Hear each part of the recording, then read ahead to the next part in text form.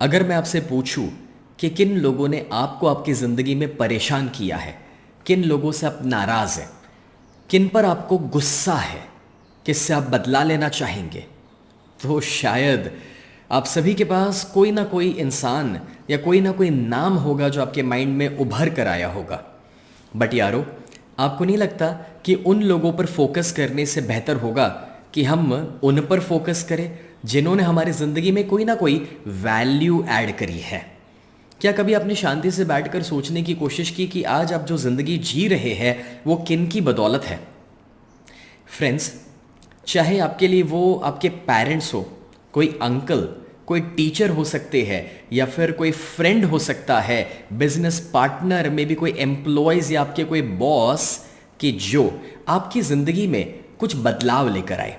मानो किसी ने आपको कुछ ऐसा एडवाइस कर दिया कि जिसकी वजह से आपकी लाइफ में बदलाव आया, कुछ ऐसा किसी ने सिखाया कि जिसकी वजह से ट्रांसफॉर्मेशन आया, या फिर जब आप तकलीफ में थे, आपको सपोर्ट की ज़रूरत थी, तब किसी ने आकर के आपको सपोर्ट किया, या जब आपके पास पैसों की कमी थी तब किसी ने आपको साथ दिया, या जब भरोसे की कमी थी तब किसी ने आप पर भरोसा रखा। दोस्तों, ऐसे बहुत सारे लोग हो सकते हैं जिनकी बदौलत हम अपनी ज़िंदगी में आज इस लेवल तक पहुँचे हैं। और मैं ये चाहता हूँ कि आप एक लिस्ट बनाइए उन लोगों का कि जिनकी बदौलत आप आज ये बेहतरीन ज़िंदगी जी रहे हैं। ये कौन हो सकते हैं?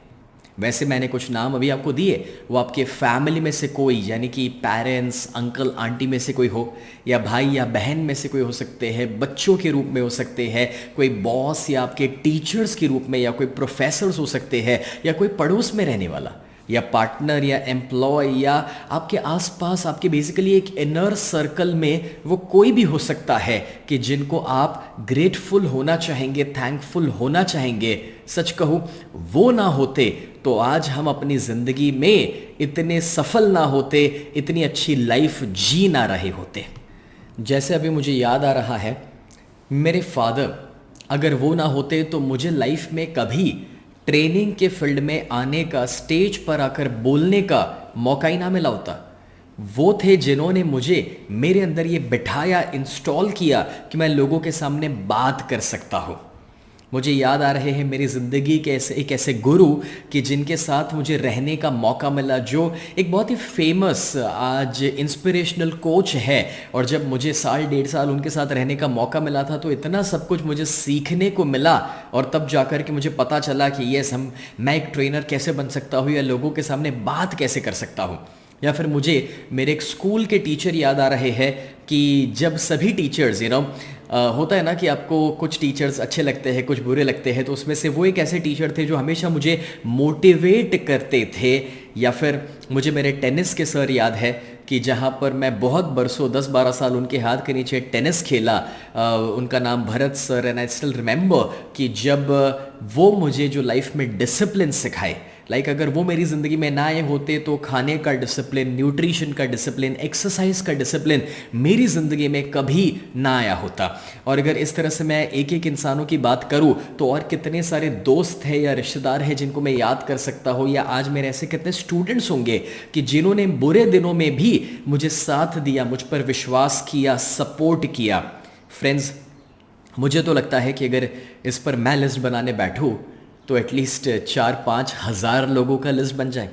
और हर एक के साथ मैं कुछ किस्से और कुछ रीजंस दे सकता हूँ कि किस बात को लेकर मैं थैंकफुल हूँ। उन्होंने मेरी ज़िंदगी में कौन सी क्वालिटी ऐड करी है, उन्होंने मुझे लाइफ में क्या दिया है, उनकी वजह से मैं यहाँ कैसे पहुँच पाया हूँ। या फिर even I would love to add a very significant person in my life, मेरे वाइफ, जिन्होंने मुझे सिखाया कि भाई बस भागते मत रहो, दौड़ते मत रहो। I was a workaholic once upon a time, and उन्होंने मुझे बताया कि लाइफ में थोड़ा रिलैक्स होना, शांति से बैठना, आसपास के नेचर को एंजॉय करना, एक दूसरे के साथ के वक्त को और प्रेजेंस को एंजॉय करना भी उतना ही ज़रूरी होता है। फ्रेंड्स, मैं चाहता हूँ कि आप अब एक कोने में बैठ करके, अकेले बैठ करके वो लिस्ट बनाएं। अब वो जो लिस्ट आप बनाएंगे उसमें से फिर हाईलाइट कीजिए 3 लोगों को, 3 ऐसे पावरफुल लोग जिनको आप याद करके थैंकफुल होना चाहेंगे, ग्रेटफुल होना चाहेंगे। ये करना इसलिए ज़रूरी है क्योंकि आपको क्या लगता है वो आपका फ्रेंड था या वो आपका फैमिली मेम्बर था जिन्होंने आपको तब सपोर्ट किया या वो आइडिया दिया या साथ दिया? नो, एक्चुअली हिंदू माइथोलॉजी में कहा जाता है कि 33 करोड़ से ज़्यादा देवी देवता है, मगर आपको क्या लगता है वो 33 करोड़ को अगर आप खोजने ढूंढने जाएंगे तो मिलेंगे? शायद मेरा तो ये मानना है कि 33 करोड़ देवी देवता तब से बोला जा रहा है जब से इंडिया का पॉपुलेशन 33 करोड़ के आसपास होगा। मतलब कि हमारे आसपास जो जीते जागते लोग हैं ना, वही ईश्वर के रूप है, भगवान के रूप है। आपको क्या लगता है कि वसुदेव कृष्ण वापस आएंगे वो सुदर्शन चक्र लेकर के, या फिर हनुमान जी वो गदा लेकर आएंगे, या हाथी वाले चेहरे के साथ गणेश जी वापस आने वाले हैं और आकर के आपको कहेंगे कि बेटा तुझे ज़िंदगी में क्या करना चाहिए या कैसे ज़िंदगी जीनी चाहिए? नहीं, सच कहूँ वो किसी ना किसी के रूप में हमारी ज़िंदगी में आएंगे। मतलब कि जब हमें तकलीफ़ है, जब हम परेशान है, कन्फ्यूज्ड है, पता नहीं है क्या करना, तब वो हो सकता है कि वो हायर सेल्फ, वो ईश्वर हमारे वाइफ के दिमाग में एक ऐसा विचार, एक ऐसा ख्याल डाले जो हमारे पत्नी आकर के, वाइफ आकर के हमसे तब कहे, और क्या पता कि वो विचार और वो आइडिया जो मेरा कन्फ्यूजन था उसे दूर कर दे और मैं उस परिस्थिति से बाहर निकल जाऊं। या फिर जब मुझे तकलीफ़ थी, 2 पैसों की ज़्यादा ज़रूरत थी, तब मे बी उसी के रूप में मेरे दोस्त के अंदर उसने एक आइडिया दिया, सपोर्ट का एहसास दिया, और मेरा दोस्त आया मेरे पास और जिसने मुझे 2 पैसा दिया, तब सपोर्ट किया जब मुझे ज़रूरत थी, और उस विकट परिस्थिति से मुझे वो बाहर लेकर आया। अब हाँ, वो आपके वाइफ ही थे या आपके फ्रेंड ही थे या आपके फैमिली मेम्बर ही थे, मगर कहीं ना कहीं उन्होंने अपने आप को एक्सप्रेस किया हमारे आसपास के लोगों के माध्यम से। वो फिजिकली नहीं आने वाले हैं।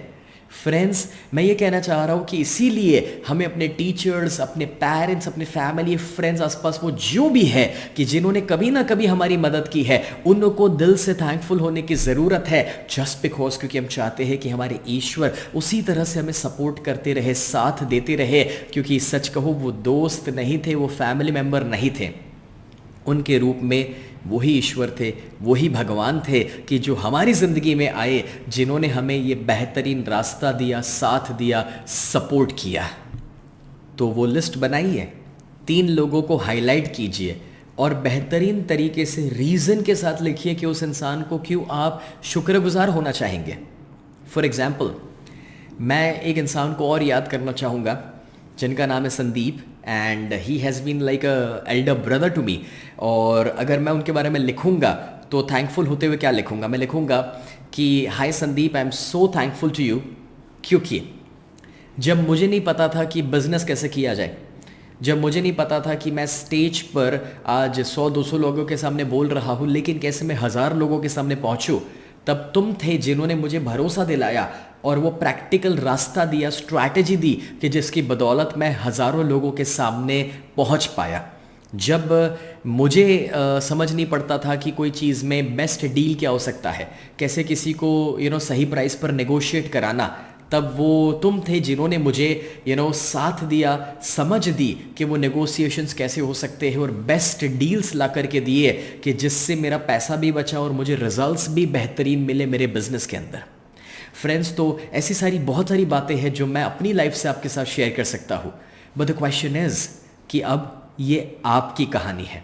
और ये आपकी ज़िंदगी की कहानी के अंदर मैं चाहता हूँ कि आप बैठ करके लिखें और उन लोगों को थैंकफुल हो जाए रीजंस के साथ कि जिन्होंने आपकी ज़िंदगी में बहुत ज़्यादा वैल्यू ऐड की है। तो एटलीस्ट 3 लोगों को याद कीजिए, बैठिए, लिखिए डिटेल में, रीजंस के साथ, एक्सप्लेनेशंस के साथ। इसमें जितने ज़्यादा आप रीजंस लिखेंगे ना,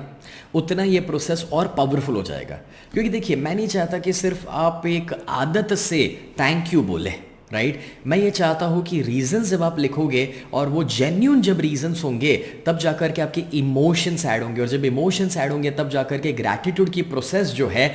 वो एक्चुअली काम करना आपके लिए शुरू करने वाली है। सो फ्रेंड्स, रीजंस लिखिए और रीजंस लिखने के बाद करना क्या है पता है? उस रीजंस को पढ़ना है, जैसे मैंने आपको अभी पढ़ करके सुनाया फॉर एग्जाम्पल, बस एग्जैक्टली वैसे आपको पढ़ना है, स्पीक आउट लाउड। अब अगर कोई ऐसी जगह पर आप है जहाँ पर ज़ोर से बोलना मुश्किल है, कोई बात नहीं, तो थोड़ा सा एक प्राइवेट स्पेस खोज लीजिए और उसको अच्छे से पढ़िए और बोलिए। और जब आप वो पढ़ करके बोलेंगे ना, तब वो एक्चुअल इमोशन रिलीज होंगे। और पता है इससे क्या होने वाला है? आप देखेंगे कि जब आप हफ्ते में एक बार भी इस प्रोसेस को करने के लिए वक्त निकालेंगे, जब हर हफ्ते कोई नए 3 लोगों को आप याद करेंगे और दिल से थैंकफुल हो जाएंगे, आप देखेंगे कि कुदरत आपके लिए ऐसे नए नए और बेहतर लोग आपकी ज़िंदगी में लाते ही जाएंगे, इंट्रोड्यूस करते ही जाएंगे। आप हर दिन और पॉजिटिव लोगों से मिलेंगे, आप हर दिन ऐसे लोगों से मिलेंगे जो आपकी लाइफ में बेहतर अपॉर्चुनिटीज़ लेकर आए, आप ऐसे लोगों से मिलेंगे जो आपको सपोर्ट करे। कुछ लोगों को ये एहसास होता है लाइफ में कभी कि यार सभी मेरा फ़ायदा क्यों ले जाते हैं, या मुझे कोई ऐसा इंसान क्यों नहीं मिल रहा जिस पर मैं भरोसा कर सकूं या जिसके साथ मैं लंबी दोस्ती रख सकूं। आप ये टेक्निक आज से शुरू कीजिए एंड यू विल सी, महीना 2 महीना जब आप इसे कंटिन्यू करेंगे ना, आपको ऐसे लोग 100% मिलेंगे कि जिनके साथ आपका लंबा रिश्ता रहे, आप पॉजिटिव रहे, खुश रहे, जो आपको सपोर्ट करे, साथ दे, सबसे इंपॉर्टेंट जो आपको समझ सके और बुरे वक्त में आपके साथ रह सके। वैसे तो बुरा वक्त कभी आने ही नहीं वाला है, क्योंकि हम सभी क्रिएट मैजिकल लाइफ का वर्कशॉप जो अटेंड कर रहे हैं और इन चीज़ों को इंप्लीमेंट कर रहे हैं, तो ये तो कभी नहीं होगा। But still